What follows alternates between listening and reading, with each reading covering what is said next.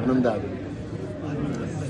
So Duniya Vijay sir ಏನಾದ್ರು ರಾಜಕೀಯಕ್ಕೆ ಬರೋದು ಏನಾದ್ರು ಸಾಧ್ಯತೆಗಳಿದೆಯಾ? ಬಿಕಾಸ್ ಯಾಕೆ ಅಂದ್ರೆ ಈಗ ಫಿಲ್ಮ್ ಸ್ಟಾರ್ಗಳೇ ರಾಜಕೀಯದಲ್ಲಿ ಒಂದು ಪ್ರಭಾವವನ್ನ ಬೀರ್ತಾ ಇರುವಂತದ್ದು, ಗೆಲ್ತಾ ಇರುವಂತದ್ದು. ಸೊ ದುನಿಯಾ ವಿಜಯ್ ಸರ್ ಯಾವಾಗಾದ್ರೂ ಬಂದ್ಬಿಡೋ ಚಾನ್ಸಸ್ ಇದೆಯಾ? ಸೋಷಿಯಲ್ ಮೀಡಿಯಾದಲ್ಲಿ ಇದೇ ಹರಿದಾಡ್ತಿದೆ ಸರ್. ಯಾಕಂದ್ರೆ ತಮಿಳುನಾಡಲ್ಲಿ ದಿಗ್ವಿಜಯ ಸಾಧಿಸಿದ್ದಾರೆ, ಇಲ್ಲಿ ಕರ್ನಾಟಕದ ಈ ವಿಜಯ್ ಕುಮಾರ ಯಾವಾಗ ವಿಜಯ ಸಾಧಿಸ್ತಾರೆ? ಅಲ್ಲಿ ವಿಜಯ್ ಅವ್ರಿಗೆ ಇದ್ರೆ ನಂಗೆ ತುಂಬಾನೇ ಸಂತೋಷ ಇದೆ. ಯಾಕಂದ್ರೆ ಒಂದು ನನ್ನ ಹೆಸರು ಸೊ ನನ್ನ ಹೆಸರೇ ಆಗಿರೋದ್ರಿಂದ ಅದೊಂದು ಎಲ್ಲ ಕಡೆ ಖುಷಿ ಇದೆ. ತಮಿಳಲ್ಲೊಬ್ಬರು ವಿಜಯ್, ಕನ್ನಡದಲ್ಲೊಬ್ಬರು ವಿಜಯ್ ಅಂತ. ಮತ್ತೆ ಇಡೀ ತಮಿಳುನಾಡಿನ ಜನತೆ ತಗೊಂಡಿರುವಂಥ ನಿರ್ಧಾರ ಇದೆಯಲ್ಲ, ಆ್ಯಕ್ಚುಲಿ ಈ ಬದಲಾವಣೆಗಳು ಎಲ್ಲ ಕಡೆನೂ ಆಗಬೇಕು, ಎಲ್ಲ ಸ್ಟೇಟಲ್ಲೂ ಆಗಬೇಕು.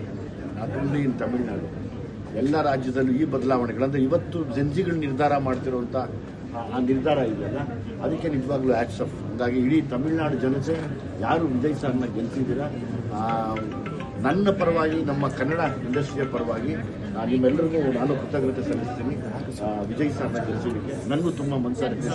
ಕರ್ನಾಟಕದಲ್ಲೂ ಒಬ್ಬ ಆಕ್ಟರ್ ರಾಜಕೀಯಕ್ಕೆ ಬರಬೇಕು ಅಂತ ಹೇಳ್ತಿದ್ದಾರೆ. ಒಂದಷ್ಟು ನೇಮ್ಸ್ಗಳು ಬರ್ತಾ ಇದೆ, ನಿಮ್ದು, ಉಪೇಂದ್ರ ಸರ್ದು, ದರ್ಶನ್ ಸರ್ದು, ಎಲ್ಲರದು ಬರ್ತಿದೆ. ಸೊ ಏನ್ ಹೇಳ್ತೀರಿ ಇದ್ರ ಬಗ್ಗೆ? ಜನರ ಎಕ್ಸ್ಪೆಕ್ಟೇಷನ್ಸ್ ಇದೆ, ನಿರೀಕ್ಷೆ ಇದೆ ನಿಮ್ಗಳ ಬಗ್ಗೆ. ಒಂದಂತೂ ಬೇಕು, ಬದಲಾವಣೆ ಬೇಕು.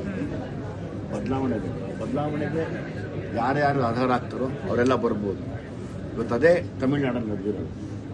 ಅಂದರೆ ಯಾವಾಗಲೂ ನೋಡಿ, ಯಾವತ್ತು ಎರಡೇ ಪಕ್ಷ ಇದೆ ಅಂತ ನಾವು ಚೆನ್ನೈಯಲ್ಲಿ ಯೋಚನೆ ಮಾಡ್ತಾ ಇದ್ವಿ. ಅಲ್ಲ, ಮೂರನೇ ಜನ ಹೊಸ ಪಕ್ಷ ಹುಟ್ಕೋದು.